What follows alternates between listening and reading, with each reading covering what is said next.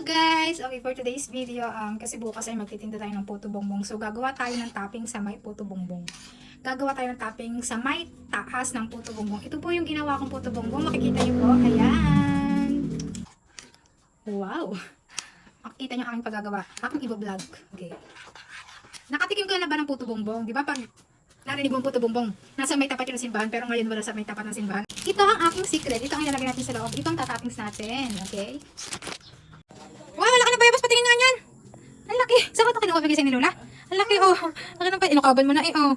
Ang laki, oh. Huwag mo yung kakainin, hawak lang, ha. Mamaya akong babanat na yan, ha. Okay, itong mga bilog na to ay kinuskusin na natin ng margarine para hindi siya dumikit, okay? At ngayon naman ay maglalagay na tayo ng ating ginawang ganyan. Lalagyan natin ito sa ating mga molde. Haluin muna natin. Okay. Medyo magawa. Wala naman talaga eh. Wala naman madali sa buhay, alam mo yun. Pero, ang tutubong mo talaga paggagawa, magawa talaga. Sipag-sipag. More sipag pa. Ihahanda na natin ang ating steamer. Steamer ang ating gagamitin sa ating niluluto. Okay? Paginitin natin ito at ating munang pakuluin. Bago natin hinuluin. Nilagyan ko na ito ng margarine. Kinuskusin ko na tayo na nga. May nakasalang na tayo ng first batch. Wow!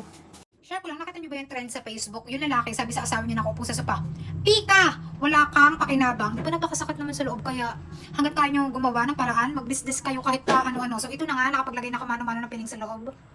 Ito na nga yung sinasabi ko.